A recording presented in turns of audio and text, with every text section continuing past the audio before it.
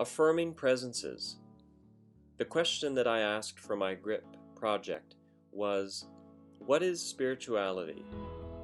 And what place or what role does it have in education, in the public school system and in the private school system? I didn't differentiate there. So let's examine over the next few minutes what this means to us as educators. The first thing that I came to understand is that a classroom is an ecology. The classroom environment is an ecology unto itself. And for those who aren't familiar with the term ecology, it's the interweaving of connections, relationships, and interactions within the classroom.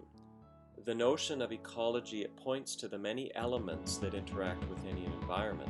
Now, traditional education has focused only on the brain to the neglect of the soul, and as a result, we have forgotten about how to talk about soul education in the classroom. It's important to focus on this. So we ask ourselves, why does the soul matter? We have to, of course, also define what it means when we say soul. It's interesting, Rachel Kessler talks about how our attention shifts dramatically in how we educate when we understand the realm of the soul and its critical role in our students' development. So I wanted to say at this point, don't worry.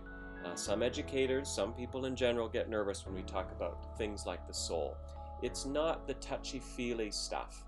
I can, of course, emphasize that. It's much deeper and more concrete than that. When we talk about the soul, we are talking about the inner life of a person. We are talking about the emotions, thoughts, desires, hopes, dreams, and fears of an individual. Fundamentally, our soul life is our longing, our innate human longing to connect with what is greater than ourselves. So the question is, as teachers, what are we to do with this? It is a hard question to ask with difficult answers. The first one is our job as educators is to give students the language and the space in order to take up this work of developing and nurturing the soul. We want to give our students the ability to discuss these concepts, and we want to give them the space in which to do it. First of all, I think we have to educate our students. What is the soul? What is the inner conversation that's going on inside, and how do we nurture it? There is no textbook formula for how this looks, what this conversation looks like in the classroom. There are 1,000 different ways that you can go with this. Every teacher will be different. The key, the fundamental core issue, however, is listening. Learn to listen to your students. Learn to listen to their behaviors. Learn to listen to their words and what they're saying behind their words. And then let the students work out this conversation. So at this point, I'm wondering if you're still interested, and I certainly hope so, because this presentation is not over. And I want to continue on with a little bit more explanation of a work that I have become familiar with.